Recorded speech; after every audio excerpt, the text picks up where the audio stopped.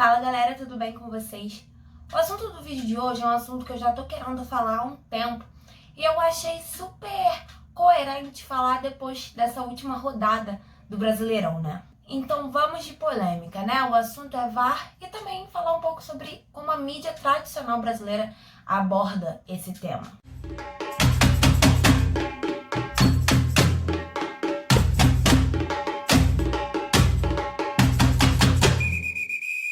É claro que eu escolhi esse assunto principalmente pelo Botafogo ter sido prejudicado mais uma vez no jogo contra o Internacional, o atual líder do campeonato. E vou fazer aí uma análise, uma retrospectiva, já que esse foi o 5º jogo seguido que o Botafogo foi prejudicado pela arbitragem. E ainda tem gente da mídia tradicional brasileira que tem coragem de chamar de choro, né? Um absurdo, convenhamos. É impressionante como certas situações têm 2 pesos e 2 medidas. Mas vamos lá. Botafogo enfrentou o Fortaleza fora de casa. Bruno Nazário sofreu um pênalti. Ele tinha total condição de seguir a jogada quando o jogador do Fortaleza caiu em cima dele. O árbitro na partida, que era o Marielson Alves da Silva, não dá o pênalti, não consulta o VAR para ver se foi pênalti ou não. E só para vocês saberem como funciona a regra, em casos de pênalti, o VAR só pode interferir caso tenha sido um pênalti claro e o juiz não viu. Se for questão interpretativa, o VAR só interfere caso o juiz não tenha visto o lance. Porque a FIFA recomenda que o VAR não interfira em casos interpretativos. Inclusive, mais à frente do vídeo, vamos falar sobre isso. Mas pra mim, nessa ocasião do Bruno Nazário, foi um pênalti claro. E se o juiz não deu, o VAR tinha que ter chamado. E uma observação, né? O Sandro Meirahit, que era o comentarista de arbitragem na partida durante a transmissão, falou que foi um pequeno acidente de trabalho.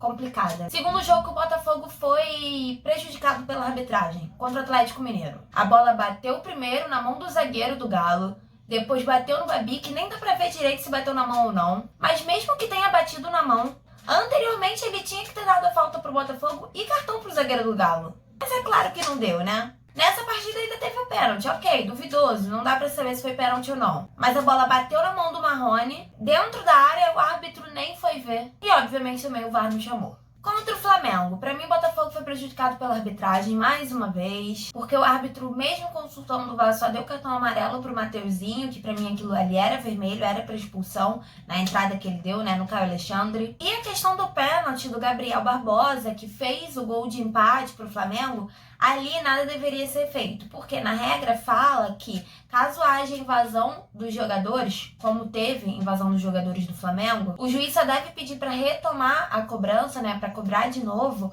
caso tenha rebote e aí um desses jogadores que fez a invasão participe, se envolva no rebote, enfim, acabe marcando o gol no rebote da bola. Mas não foi caso porque o gol, né, entrou direto, o Gabriel marcou empate 1-1, mas para mim a única ocasião que foi erro da arbitragem, que o Botafogo foi prejudicado, foi no cartão do Mateuzinho, que deveria ser para vermelho. Aí tivemos o jogo de Botafogo e Paraná pela Copa do Brasil, que ainda nessa fase não tem VAR, né?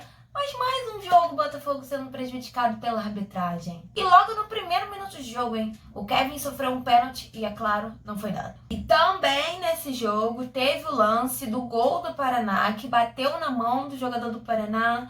Mas é claro que o juiz também não viu, né, gente? E nessa partida, como não tinha VAR, só resta a gente ficar lamentando, né? Agora, Botafogo e Internacional. Nessa última rodada, o Botafogo assaltado dentro de casa. O gol do Bruno Nazário foi anulado por conta da falta do Matheus Babi no Patrick, que foi anterior à jogada do gol, né? Mas foi, enfim, no mesmo lance. Foi o lance que originou a jogada do gol. Em primeiro lugar, pra mim aquilo ali não foi falta, tá? Assim como não foi pro juiz, né? Mas vamos entrar nesse mérito depois.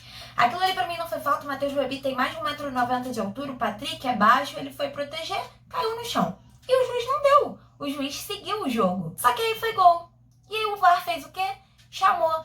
E sabe o que o VAR deveria ter ficado? Sabe o que o VAR deveria ter feito naquela hora? Ficado calado. Por quê? Agora sim voltamos na questão interpretativa. A FIFA fala que não é pro VAR chamar em questões interpretativas, só quando o juiz não viu o lance. Por exemplo, se nessa jogada o Babi tivesse feito a falta no Patrick sem a bola tivesse num outro lance e o juiz estivesse olhando para esse lance, o VAR poderia ter chamado, porque o juiz não estava olhando para esse lance. Mas o juiz estava perto do lance, o juiz estava acompanhando, o juiz escolheu não dar a falta. Aquilo ali foi completamente puramente interpretativo. Por que o VAR chamou? Será que se fosse contra o Botafogo iria chamar? Aí o VAR interferiu, o juiz anulou o gol. Naquela altura do campeonato já estava 2-0 o Inter, só que estava no segundo tempo. O Inter até então não tinha nem chegado no gol do Gatito. Bruno Nazário tinha acabado de entrar. Eu não tenho dúvidas que fazer aquele gol mudaria completamente o cenário do Botafogo na partida e poderíamos inclusive correr atrás de um empate.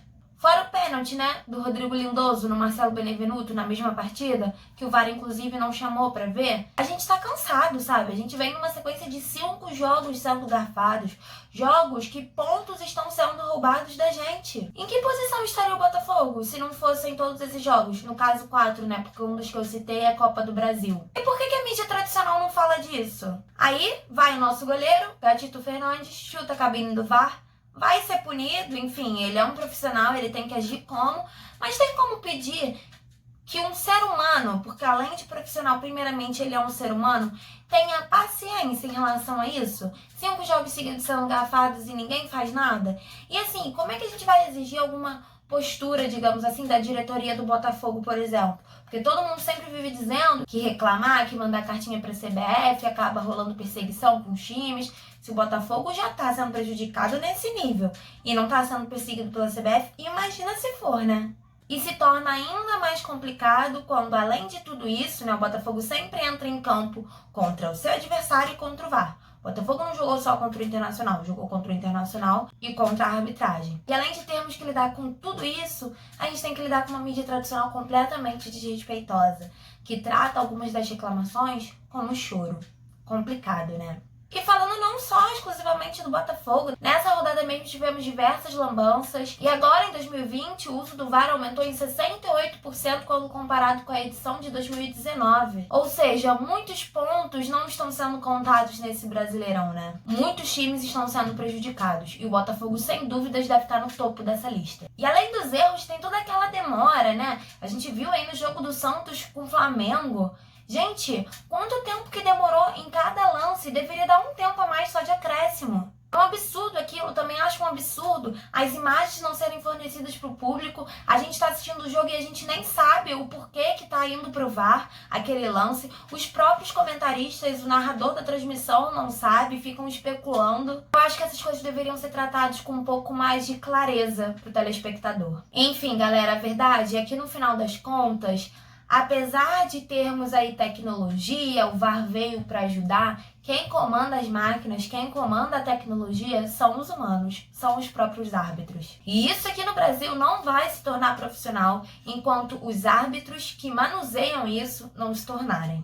É complicado, resta a mídia alternativa falar sobre isso, já que a mídia tradicional não fala também como deveria. E eu quero saber a sua opinião. O que você acha do VAR, se ele tá atrapalhando mais do que ajudando? Você que não é botafoguense, né? Porque se você for, é óbvio que você sabe que tá atrapalhando mais do que ajudando. Espero que nesse momento vocês deixem o clubismo um pouco de lado, porque em algumas situações é nítido que o VAR ele é aplicado de forma diferente quando são times diferentes. Tá rolando muito a situação de 2 pesos e 2 medidas. Mas deixa aqui nos comentários qual é a sua opinião sobre isso. Não esquece de se inscrever no canal, caso o conteúdo daqui te agrade. Ativar o sininho para receber notificação toda vez que eu postar vídeo novo. Curtir ou dar o dislike, não tem problema caso você não tenha gostado desse vídeo. E compartilhar com seus amigos. Valeu, galera. Até uma próxima.